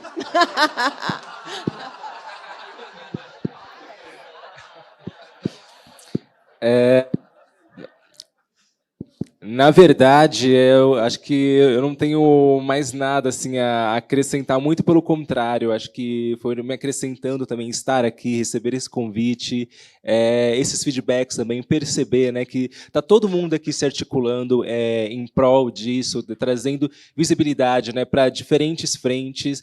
E o que eu posso esperar é só mais que a gente tenha mais iniciativas como essa daqui para frente, e acredito que é isso da minha parte. Eu não tenho muito o que falar, gente. Eu sou a leonina mais emocionada que vocês podem conhecer, então, assim... Mas eu acho que é muito no lugar de agradecimento mesmo pelo espaço, novamente. Acho que escutar o Dudu falar que a gente é uma referência para ele é uma coisa muito importante para a gente, eu acho. No lugar de Salvador, é um lugar que eu sou apaixonado, e eu acho que quando a gente, pessoas negras, enquanto seres humanos, quando a gente se une é para quilombar, e a quilombar para mim é família, é cuidado, é afeto, e acho que é uma das bases do Preto Positivo, para além da responsabilidade social, tanto que a nossa foto, o pessoal acha que a gente é realmente casado, porque ali é uma expressão de afeto, a gente teve esse cuidado, porque foi isso que motivou a gente, afeto, cuidado, informação, então, enfim, é isso.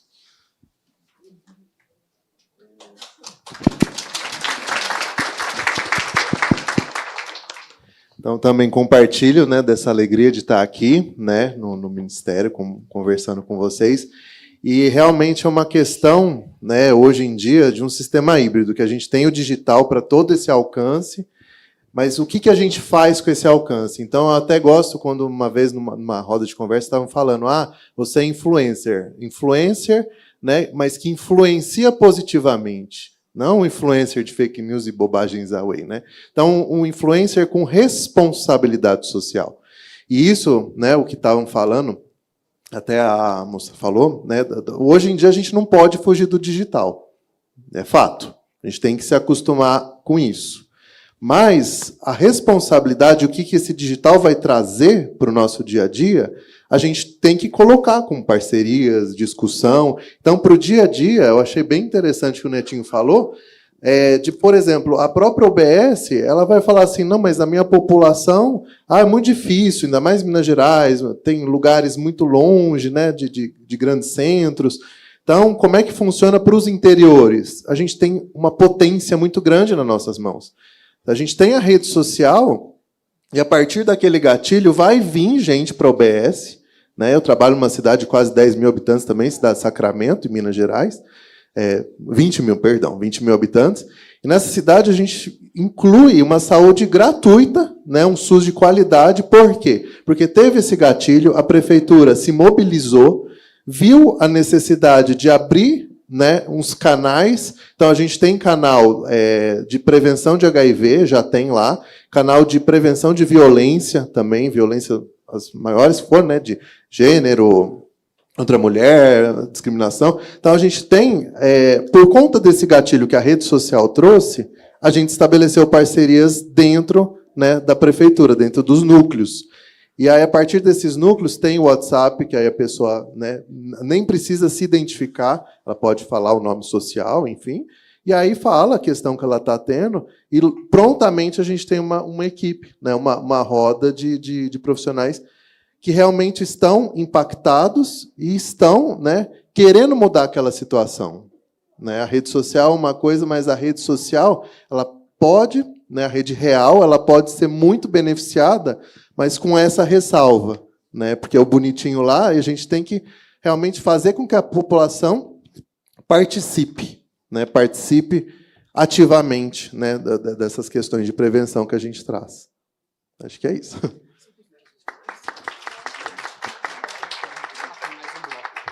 Eu já estava indo no fluxo, assim, que eu pensei que fosse considerações finais, mas a gente ainda não, né? Não, temos mais um bloco de 4 falas. Então, eu não vou falar agora, porque, na verdade, eu acho que todas as pessoas que falaram aqui, elas falaram, fizeram seus comentários extraordinários, assim, muito bom. Eu vou deixar, então, só para considerações finais, tá? Tá bem. Então, a gente abre para um novo bloco. Tem ele ali inscrito. Por favor, meninas que estão com o microfone. Tinha outra pessoa aqui. Pronto, já tem você. Você também. Pronto, 1, 2, 3, 4. É ele ali. Aí. Depois tem Tem ela aqui na ponta e tem ela ali de amarelo, tá bom? Oi, gente, eu sou o Lucas Raniel, também sou criador de conteúdo, vivo com HIV há 11 anos. E o João falou uma coisa muito pontual, e que eu quero só trazer alguns pontos aqui, diante da primeira mesa que a gente teve também, que por muito tempo a gente foi visto como ativista de sofá, né? Por muito tempo o movimento social desacreditou no nosso trabalho. E eu acho que a gente começou dentro da internet a trazer esse movimento de mudança da comunicação. Eu sou comunicólogo de formação e vejo que essa mudança foi tão efetiva em pequenas coisas que fez com que a gente atingisse uma população muito maior. Como mudar uma terminologia como portador do vírus, como soro positivo, dentre outras. E aí eu acho que a partir disso a gente consegue conquistar o respeito dessas instituições, desse movimento social que tanto criticou a gente que está na internet, né? E eu acho que a partir das nossas vivências a gente consegue chegar em locais de identificação com essa população. Porque, por exemplo, a primeira mesa que a gente teve sobre chemsex, eu sou uma pessoa que usou metanfetamina por muito tempo. E a partir das minhas vivências, eu discorro agora essas experiências que eu tive na internet, e isso cria identificação para ajudar essa população. O nosso trabalho como influencer, o nosso trabalho de comunicação digital é uma extensão do serviço de saúde aqui no Brasil. E eu acho que agora é um ponto muito que eu quero trazer para vocês, da gente começar a pensar em fomentar esses trabalhos de uma maneira real mesmo, porque o João está aí há 1000 anos na internet, depois dele veio Gabriel Estrela, veio Gabriel Comiccioli, aí veio eu, e está vindo muito mais gente, cada vez mais. E eu acho que a gente precisa realmente fomentar e valorizar o nosso trabalho, porque dá muito trabalho, e a partir dessa valorização a gente começa a pensar em construção de novos influenciadores, em uma construção de educadores de pares, entendeu? Porque a partir desse lugar a gente consegue ser realmente uma extensão do serviço. A gente recebe DM o dia inteiro perguntando onde eu pego a PrEP, onde eu faço isso. O pessoal da coordenadoria de ST lá de São Paulo pediu para gravar vídeos porque não está podendo fazer comunicação. A gente é uma extensão de vocês, do serviço público de saúde. Então, eu acho que está na hora realmente da gente olhar com outros olhos para o nosso trabalho, para além de ser um influenciador. É só isso que eu queria falar mesmo. Obrigada, Lucas. Oi, gente. Bom dia. Eu sou Murilo Araújo, também sou criador de conteúdo. Prazer estar aqui, especialmente vendo o Raul e Emer ali, também são referências importantíssimas para mim. Admiro muito o trabalho de vocês. Eu, primeiro, tenho uma provocação muito pontual que ficou para mim a partir da fala do João, sobre essa coisa da presença das UBSs, por exemplo, né, ou de quem está trabalhando, executando política de saúde nas redes sociais, assim. E fiquei pensando na importância de estar não só nas redes sociais, nesse sentido, nessa lógica de todo mundo ser influenciador hoje, de ter que ter o perfil da influência e tal, mas em algum momento me ocorreu na importância de estar nos espaços, nos lugares digitais, nos espaços digitais onde as pessoas estão, da mesma maneira que a gente tenta estar nos espaços físicos onde as pessoas estão. E eu fiquei pensando assim, por que não a UBS ter um perfil no Grindr? Por que não a UBS ter um perfil no Tinder? Especialmente considerando que eles são geolocalizados e vai atender especificamente aquela territorialidade ali, ser um espaço de ponte de comunicação. Uma sugestão pontual. E aí tem uma pergunta, especificamente para Emer e Raul, aí o babado jogar em cima de vocês. É que eu acho que eu também falo sobre questões raciais na internet, e a gente tem um desafio muito grande de estar sempre falando a partir do lugar da identificação. Né, pela falta de identificação que a gente encontrou em outros espaços, em espaços de comunicação majoritários, e a necessidade de criar os nossos próprios espaços de comunicação onde as pessoas possam se identificar com a gente.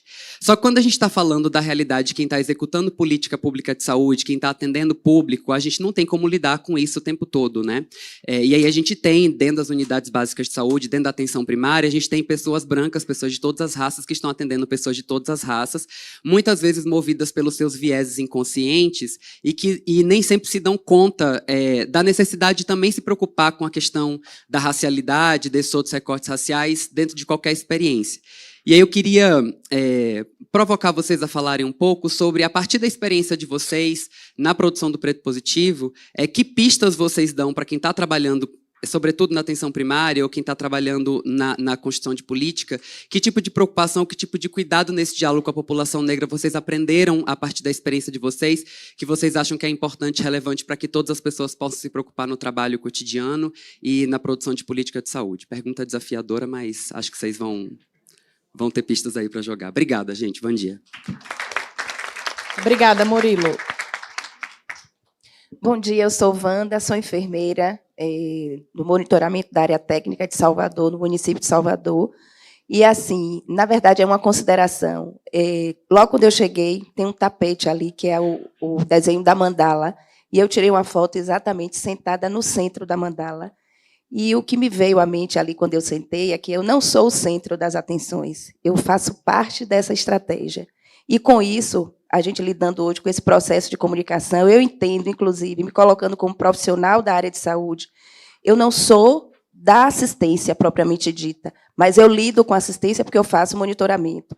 E para que esse processo de comunicação realmente seja modificado, como foi falado por todos aqui, inclusive pela colega ali, nós, enquanto profissionais, vocês estão nos ensinando a mudar esse comportamento, porque todo o estigma que hoje vem atrelado a esse agravo, HIV/AIDS, ele tem muito peso da forma como nós nos comportamos. Então, a gente precisa realmente mudar o nosso comportamento enquanto profissional. Como é que eu abordo esse grupo? Então, enquanto eu não me despir dessa fantasia, a gente não vai conseguir avançar, ainda que com todo o avanço, né, das redes sociais, das mídias. Então, assim, a gente precisa mudar o nosso comportamento. É o meu diálogo com vocês que precisa ser mudado. Então, eu tenho que me despir do técnico para poder abordar, para poder alcançar vocês. E eu, enquanto técnica do monitoramento de Salvador, eu tenho feito um movimento muito grande em relação a isso. E ainda que uma enfermeira preta, né, para a gente conseguir fazer esse movimento, não é fácil, mas eu acredito que a gente precisa mudar. Somos os nossos comportamentos que precisam ser mudados para que a gente atinja, de fato, essa comunicação que tanto tem sido falada hoje aqui. Obrigada, Wanda.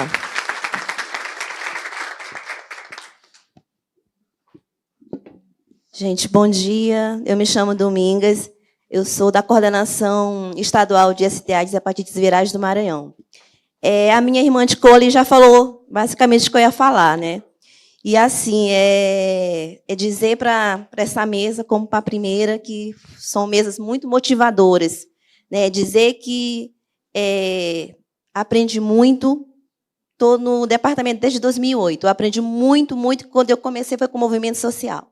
Né? O movimento social que eu entendi e compreendi que eu tenho ver a dimensão de mundo das pessoas, aonde essas pessoas estão dentro dos seus territórios, para mim poder ter essa comunicação. Né? A escuta ainda é muito fundamental. Né? A gente que é profissional de saúde, a gente tem essa perspectiva de falar muito e escutar pouco o outro que está, né, dentro da sua perspectiva de vida, do seu comportamento, dentro do seu território.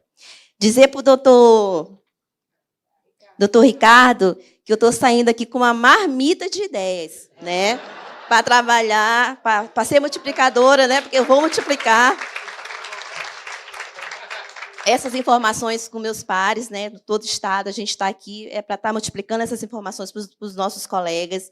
Dizer para o Ministério da Saúde que tenha mais seminários como esses. Né, porque seminário como esse, a gente sai daqui riquíssima, com tantas informações, para estar levando não só para os nossos pares, mas para os movimentos sociais, né, para as comunidades, para as lideranças, porque a gente tem que formar novas lideranças, né, líderes que nem vocês, aí o Emer e o Raul, assim, são pessoas que sabe, me motivaram muito. Fiquei muito emocionada com a amiga ali da HTLV que teve no Maranhão, que foi um dos primeiros seminários de HTLV que ela fez para a gente lá.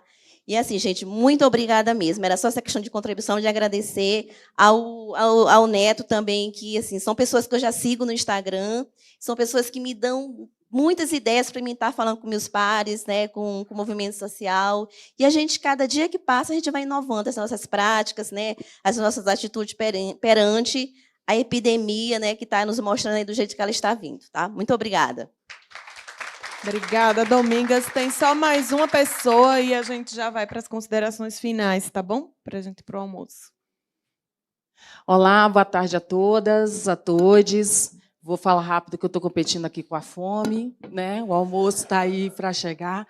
Eu sou Luciana Soares, sou futurista, eu sou recente no Brasil e eu sou também estrategista de comunicação digital. Quero dar um abraço afetuoso a cada um de vocês pela resiliência, resistência, antifragilidade, por estar e existir, porque eu enxergo comunicação como uma reivindicação de existência, né? Onde nós somos os autores da nossa mensagem, que é um golpe assim muito forte que nesse sistema que sempre nos invisibilizou e tenta nos silenciar. Mas o que eu vou falar aqui... Oi? Olá? Acho que foi. É rápido.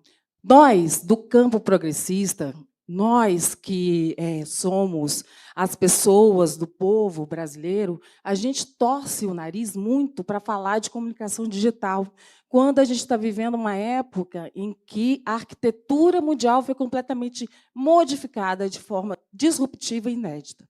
A gente precisa estar nas plataformas digitais. Por quê? Porque, no Brasil, o segundo ponto de acesso à internet é a televisão. E quem acessa a televisão depois do smartphone são as mulheres. Então, se a gente quer falar com a maior parte das mulheres que acessam a internet, e as comunicações digitais hoje estão mais disseminadas do que a energia elétrica, é por ponto de satélite que hoje a gente consegue, nos interiores, acessar a internet, a gente precisa estar no YouTube, que está dominado pela extrema-direita.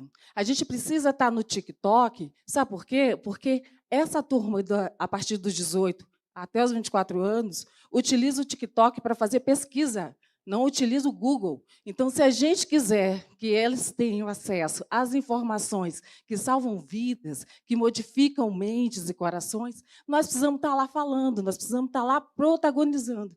Então, é mais uma outra coisa que a gente nunca usa, e quando a gente fala assim, vamos criar um grupo de WhatsApp, todo mundo, mais um grupo de WhatsApp, não! Gente, o WhatsApp é tão importante no limite de que nós tivemos um presidente da República eleito no Brasil por WhatsApp. Ele tinha 8 segundos de televisão e ele se elegeu pelo WhatsApp. Utilizou 12 milhões de reais para mandar mensagem pelo WhatsApp. 99% dos brasileiros estão no WhatsApp. Nós não estamos lá. Por que nós não estamos lá? Por que nós não organizamos isso? Por que nós não fazemos a nossa estratégia de ecossistema de comunicação para poder lutar, dialogar, ganhar os corações e as mentes numa luta disputadíssima com uma extrema-direita que está se articulando de maneira global? É a gente disputar o algoritmo no sentido de que, enquanto os homens brancos, ricos, europeus e estadunidenses estiverem controlando esse sistema, a gente não vai ter chance nem de dizer que a gente está excluído, porque a gente não vai nem conseguir ver o tamanho da nossa exclusão. Então, bora para dentro da comunicação digital, porque comunicação é digital, a política hoje é comunicação, e aí a gente não tem como estar fora disso. Desculpa, obrigada. Muito obrigada, Luciana. Então, agora sim, passamos aqui para a mesa para responder as perguntas e para as considerações finais também. Tá, eu acho que respondendo a pergunta do Murilo, bom, para mim, na questão da criação do Preto Positivo enquanto diretor criativo e produtor executivo, eu tenho como parte que o racismo ele vem antes de qualquer marcador, seja ele em relação à xenofobia, em relação ao gênero. Então, quando a gente constrói uma mesa, né? Quando a gente colocou ali um lugar que o que a gente conquistou é um lugar que a gente constrói no mundo. É o primeiro podcast brasileiro sobre HIV e AIDS dentro de um recorte social. Então, a gente criou um lugar no mundo. A gente criou esse espaço no mundo que não existia. E o nosso cuidado foi muito ligado a, quando a gente pensou nos nomes de convidados e nas pautas que a gente queria trazer, foram baseadas nas nossas experiências enquanto seres humanos, eu e o Emer, os abusos que a gente viveu, as sodofobias que a gente viveu.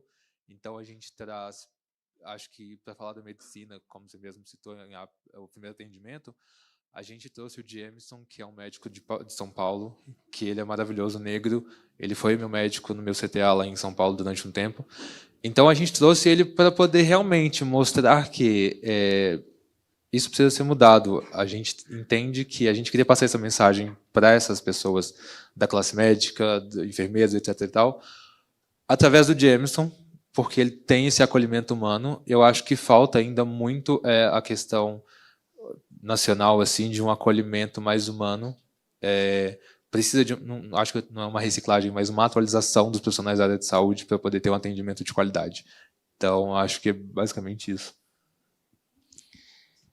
Eu acho até uma ironia, acho até engraçado assim, responder uma pergunta do Murilo sobre comunicação, porque ele é uma referência para mim, ele é um exemplo para mim.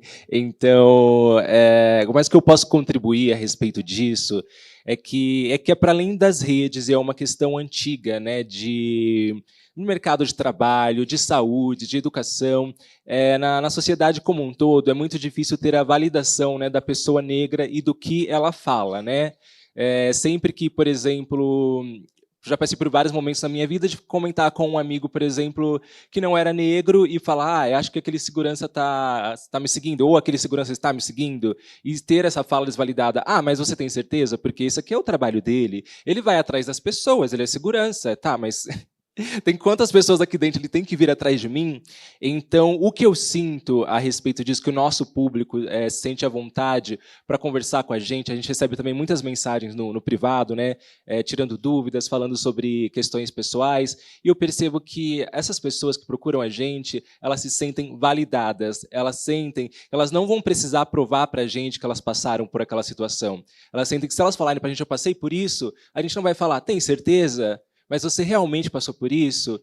Então, é só uma questão de validar, de não duvidar, não ter que colocar em prova, porque isso já coloca um outro trabalho para a pessoa. Ao invés de ela só ter que falar sobre a questão dela, que ela já vem fragilizada, magoada, ela ainda tem que trazer um inquérito policial, ela tem que trazer todo um artigo, todo um documento que comprove o que ela está passando.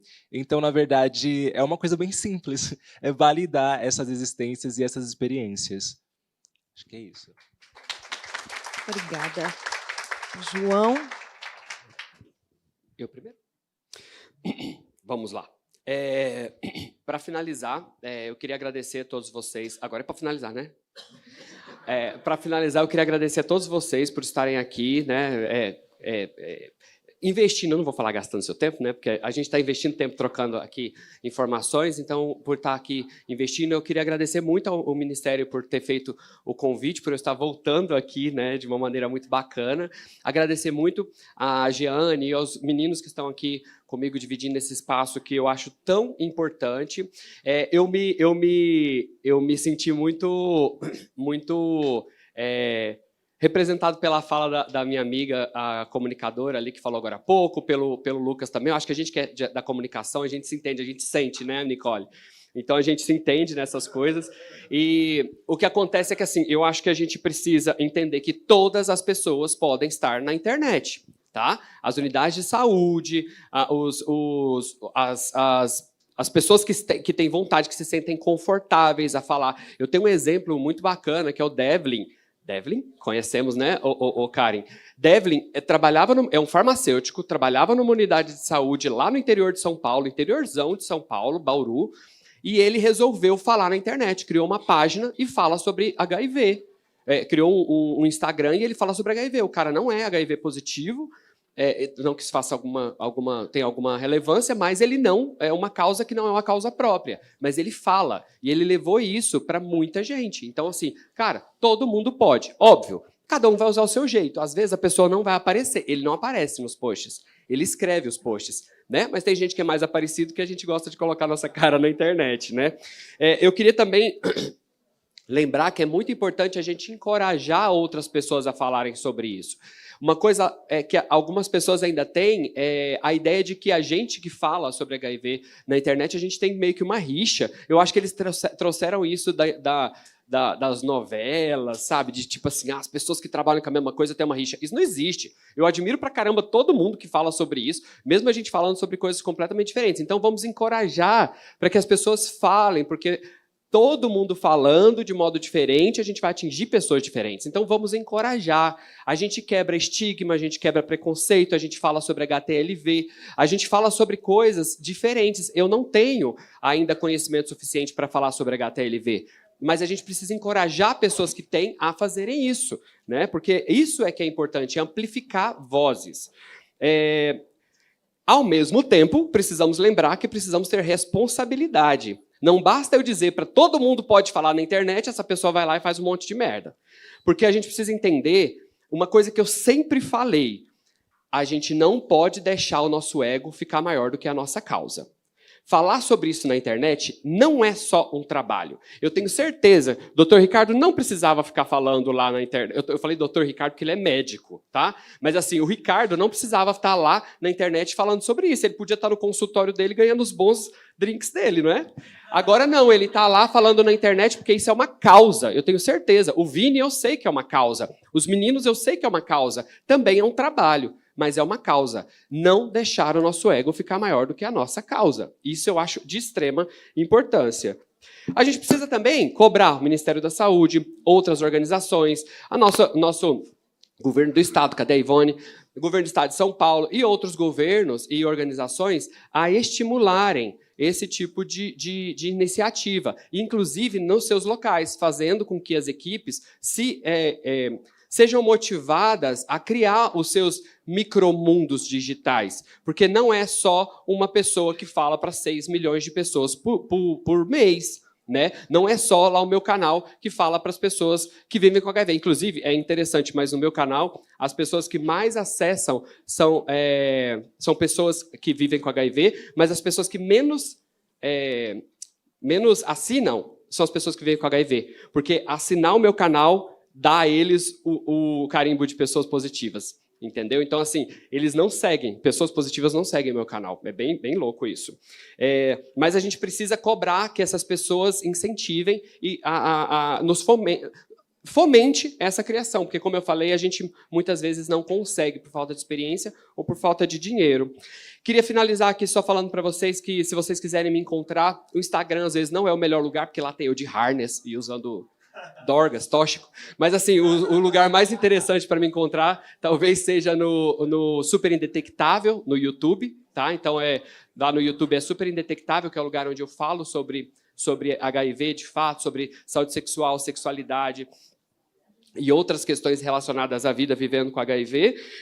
Também o Instituto Multiverso, que é o meu instituto, onde vocês vão poder experimentar essas coisinhas. Nosso instituto, né, Vini?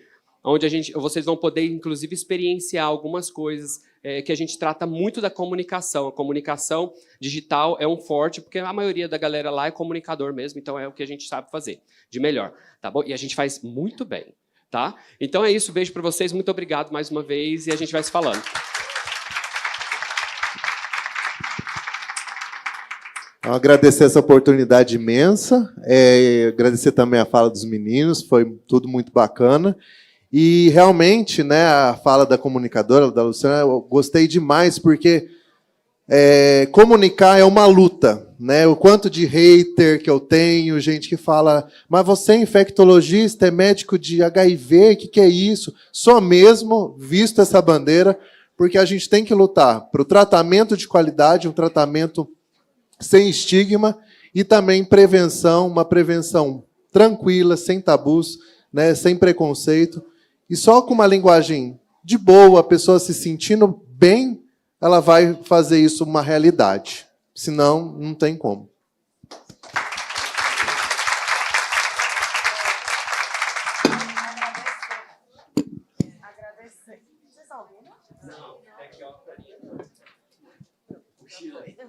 Gente, então, muito obrigada, né?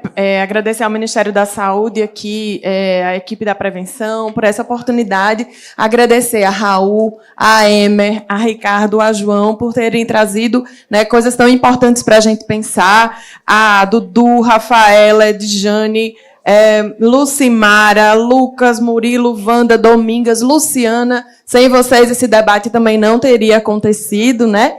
Então, é isso, assim, eu volto para Alagoas com um coração bem quentinho de esperança, não da esperança de quem espera, mas da esperança como um verbo de ação, né? De esperançar, e espero mesmo que possamos esperançar juntos, né? Juntos aqui. Finalizo essa mesa, vamos almoçar, mas à tarde o evento continua. Muito obrigada, gente. Que isso, sociedade! Nosso seminário tá demais, não tá, gente? Obrigado por abrilhantarem nosso evento com suas presenças. Já deixaram like? Já estão seguindo eles? A nossa próxima mesa será a mesa do almoço, onde nós vamos trocar mais ideias e recarregar nossas energias para voltarmos com força total às 13h30, tá? O almoço será servido na cobertura. Peguem o voucher na saída do auditório. Bom almoço.